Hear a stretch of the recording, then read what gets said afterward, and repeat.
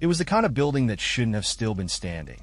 10 stories high, with crumbling brickwork and an old metal gate that groaned every time someone pushed it open.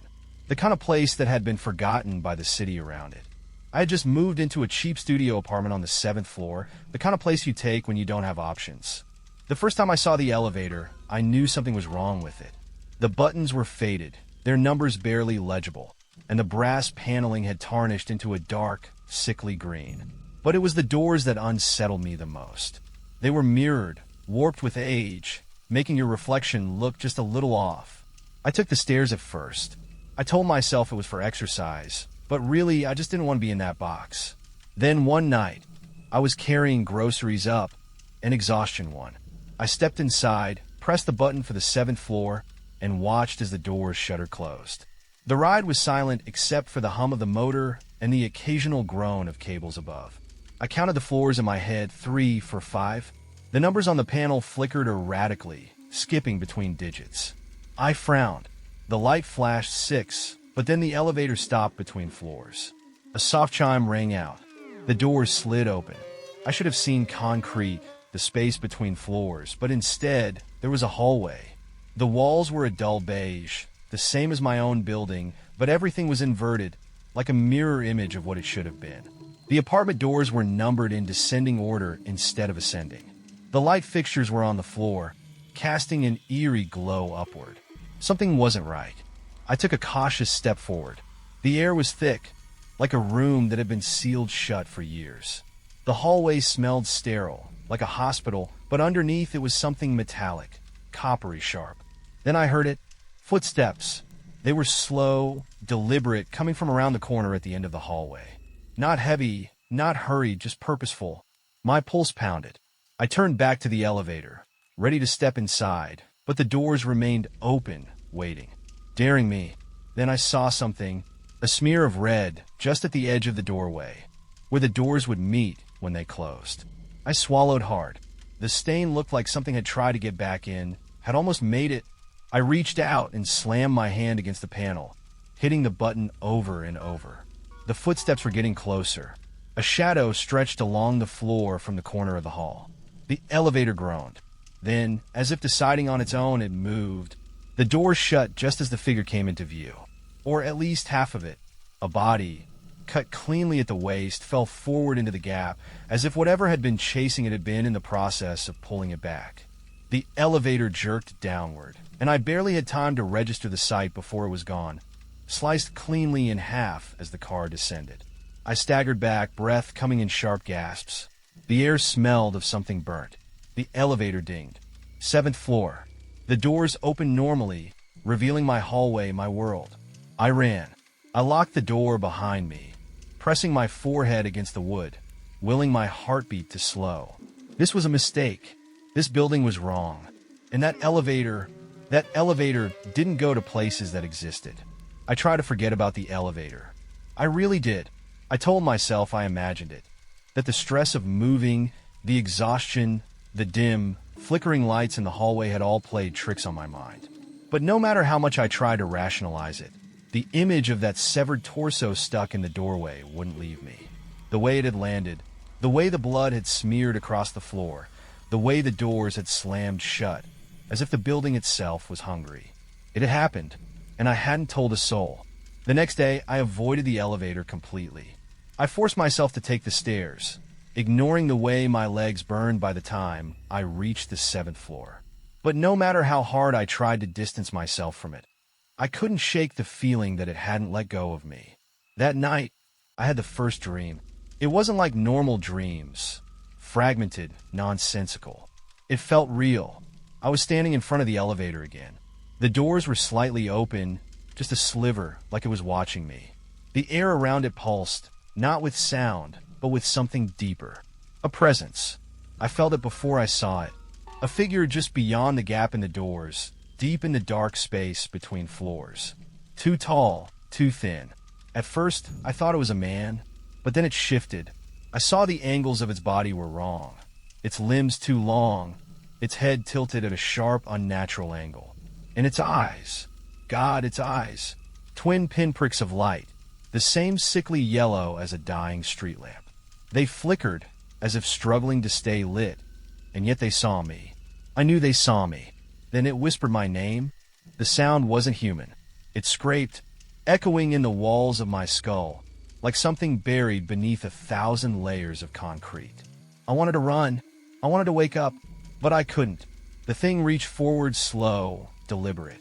Its fingers curled around the edge of the elevator door, too many joints bending the wrong way. The doors began to slide open wider, the darkness inside stretching, swallowing the dim light of the hallway. I tried to move. My body refused. It wanted me. I could feel the pull, an invisible thread winding around my ribs, tugging me closer. I knew, somehow, that if I stepped inside, I wouldn't come back. And yet, there was a part of me that wanted to. The air between us vibrated, humming with something unspeakable, something ancient. My feet inched forward against my will. It reached for me. Then I woke up. I shot up in bed, gasping for breath. My room was dark, my sheets damp with sweat. The walls felt too close, the silence too deep. It took me a full minute to convince myself I was awake, that I was safe. But I wasn't, because my bedroom door was open, and I never leave my door open. I sat frozen, staring into the dark hallway beyond. The space outside my apartment suddenly felt wrong, like something had passed through it. The air smelled stale, tinged with the faintest trace of copper. I forced myself to move, to stand, to close the door and lock it. But even as I did, I knew it didn't matter. Whatever this was, whatever I had seen, it wasn't limited by locks. The next few days passed in a haze of exhaustion. I didn't sleep. I couldn't. Every time I closed my eyes, I felt it, watching, calling, and I was starting to wonder if I was losing my mind. I started seeing things in my reflection, small things at first. The way my face seemed off in the bathroom mirror, like my features were slightly rearranged. The way my shadow lagged behind my movements like it had to catch up. And the whispers. I heard them when I passed the elevator. Faint, almost imperceptible. My name. Over and over. I wasn't imagining this. The elevator wanted me back. And the worst part? Somewhere deep inside, I wanted to go. I should have left the building. Every instinct in my body screamed at me to run, to find another place to live, to never set foot in that elevator again. But I didn't. Maybe I was too scared to admit I was unraveling. Maybe part of me wanted to believe it was all just stress, just my mind cracking under exhaustion. Maybe part of me wanted to see it again. The next time it happened, I wasn't alone. It was Friday night, and my friend Danny had come over. We had been close since college. One of the few people I still kept in touch with. He was loud, easygoing, the kind of guy who never took anything seriously. I never told him about the elevator. If I had, maybe he would still be here. We had just grabbed dinner at a cheap taco place down the street, and he was walking me back to my apartment, laughing about some coworker drama I wasn't really listening to. My head was buzzing, heavy with exhaustion. The dreams had been getting worse, the whispers louder. I hadn't slept in 2 days. Danny pressed the elevator button before I could stop him. The doors groaned open. "Man, this thing is ancient," he joked as we stepped inside. "I feel like I'm about to die of tetanus just touching the buttons." I didn't laugh. I didn't want to be in there. Something felt wrong, more than usual. The air was heavy, thick with an invisible pressure that pressed against my ribs. Danny hit the button for 7. The doors slid closed. The elevator lurched upward. I swallowed hard, staring at the floor numbers as they flickered past. 3, 4, 5. Then a soft ding. The elevator shuddered to a stop between floors. I knew before the doors even started to open. I felt it. A deep, gnawing dread slithered up my spine, wrapping around my throat. I turned my head slowly, already knowing what I would see. The doors slid apart, and it was there. The hallway stretched out before us, an impossible space, just like last time. But this time, it wasn't empty. It was waiting. The figure stood just beyond the threshold, half shrouded in darkness. It was taller than I remembered, its elongated limbs folded unnaturally, its too thin body wrapped in something that looked like decayed flesh stretched over bone. And its face, God, its face. A grin, a wide, gaping grin, too big for its skull, filled with teeth that weren't human. The yellow pinpricks of its eyes flickered as they locked onto mine. It had been waiting for me, but it wasn't reaching for me. It was looking at Danny. What the hell? Danny muttered, stepping back. Then it moved. Fast. One impossibly long arm shot forward, fingers curling like hooks as they clamped around Danny's wrist. He yelped, jerking back, his other hand grabbing at the doorframe, feet scrambling against the floor. What the bro? Help me. I lunged, grabbing his arm. The thing pulled. Danny screamed, eyes wide with terror. His body jerked forward violently, half of him already yanked past the threshold. I dug my heels in, muscles burning as I tried to pull him back, but it was strong, too strong. And then the elevator moved. The doors slammed shut as the car jolted upward. For a second, I thought we had won, that I had saved him. Then I saw what was left of him. His torso was still in the elevator. His lower half wasn't. The cut was impossibly clean. His body ended just below the ribcage, a wet, raw stump where the rest of him should have been. Blood sprayed in violent arcs across the walls, painting the brass buttons in a sickening red sheen. His face. Danny's face was still twisted in shock, his mouth open, as if the rest of the scream had been cut from reality itself. For a moment, he was still alive. His hands twitched. His chest shuddered, trying to breathe through lungs that no longer existed. Then his body collapsed. The smell hit me all at once. Copper, hot and sharp, mixed with something else. Something wrong. The elevator continued upward. A scream was rising in my throat, but it got stuck there, tangled in sheer, overwhelming horror. I turned my head, slowly, mechanically, to look at the doors. A sliver of red remained between the metal, a single streak of blood left behind. The rest of Danny was gone. The elevator dinged. 7th floor. The doors slid open. I bolted. I don't remember unlocking my apartment. I don't remember slamming the door shut behind me. But suddenly, I was there, collapsing onto the floor, hands trembling, blood still splattered across my clothes. I didn't call the police. What would I even tell them? That my friend had been torn in half by an elevator that led to a place that shouldn't exist? That a thing had been waiting for us? No. I just sat there, shaking, breath coming in sharp gasps. And then, the whisper, right behind the door. A low, rasping voice, curling through the wood like smoke. It was laughing. It took him, and it wasn't done with me yet. I didn't leave my apartment for days. Danny's body was still there, sprawled across my living room floor, his half of a corpse stiffening, his skin turning a sickly gray. I should have called someone. The police. An ambulance. Anyone. But I didn't. I couldn't. Because that would mean admitting what had happened. That would mean explaining it. And who the hell would believe me? So I sat there, locked inside my apartment, the curtains drawn, the lights off. I barely ate, barely slept. Every noise made my heart pound. Every creak of the pipes, every distant footstep in the hallway. Because I knew the building was watching me. And I wasn't alone. The whispers came first. Soft at first, barely audible. My name, curling from the corners of the room, from beneath the floorboards. Then the scraping sounds, something dragging against the walls, slow and deliberate. Then the voices, screaming. It would start in the middle of the night. A woman wailing from somewhere inside the walls. A man sobbing just outside my door. Sometimes, I would hear them whispering, low and urgent, right behind me. But the worst was Danny. The first time I heard him speak, I thought I was losing my mind. I had been sitting on the floor, staring blankly at the clock on the wall, trying to ignore the putrid smell creeping through the apartment. My thoughts had begun to blur together, time slipping through my fingers like sand. Then, you left me. I flinched so hard I nearly fell backward. The voice was raspy, wet, as if struggling through ruined lungs. I turned my head slowly. Danny's body hadn't moved. His arms were still splayed limply at his sides, his head tilted at an awkward angle. His mouth hung open slightly, slack and lifeless. But his eyes were locked onto me. You let it take me. My stomach twisted violently. My breath came in short, sharp gasps. His lips didn't move. You didn't pull hard enough. A strangled noise caught in my throat. My hands dug into the floor, nails scraping against the wood. No, you whispered. No, I tried. I.